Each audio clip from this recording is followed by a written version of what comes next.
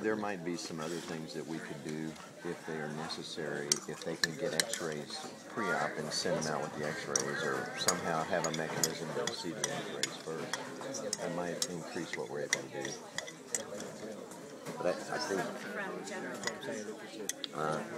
because there's now a huge backlog of x-rays, so it's going to be really difficult. I would suggest that you do go on clinical grounds and do your X-fixes, and then we'll worry about x-rays at some point. What about repeat debridements or vision amps? We can do those very easily. Yeah. And get those, and maybe just decompress the system there a little bit. That is even helpful. Whatever they need, Yeah. That's no-brainers. We can do those. For sure. And we do have lots of X-fix down there to see. Okay. A lot of what was happening last week was guillotine amputations, just because they had 200 gangrene, just to get the numbers up, and then they've been slowly trying to take them back to revise those. That's something we can help with. I'll find out from Paul, because he's in the forest, which is a ward that where they're slowly taking them back to revise them. We can debride any wound. We've got capability to do general if we have to. We've got a trauma surgeon here.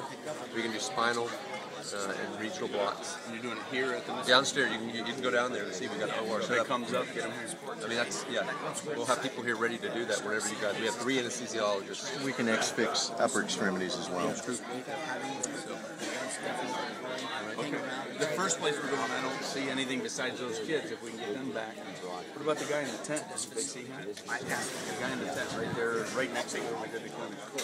And then I'm actually going to The head stitches in it. No. And any kids who need a better splint, things like that, or need a reduction, bring them here, and we can definitely do that for them. We can give them a little ketamine or not, depending on how bad it is.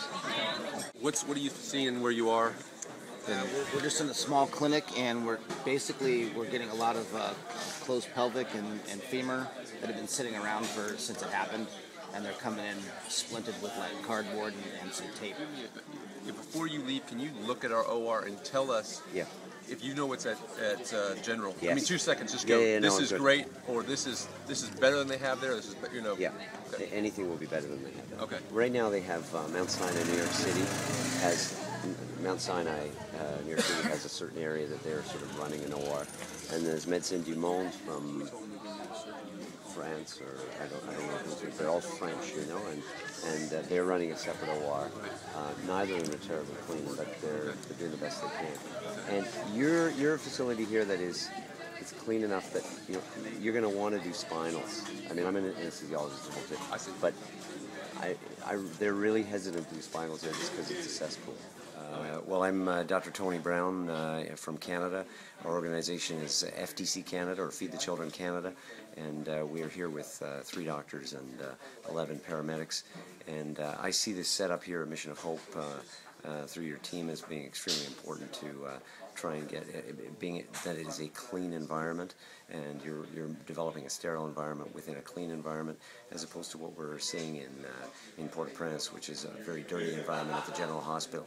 The advantages are we're going to be trying to initially get patients shipped out to you and for definitive care, but I see that over the coming days you're going to be finding that there's patients coming out of local communities who have really been forgotten or ignored or not managed since the earthquake almost 2 weeks ago. So I think that's where you're going to be seeing a lot of the patients that you're going to need to care for. But in the meantime, we're going to be trying to bring them in from the city, and so I wish you well.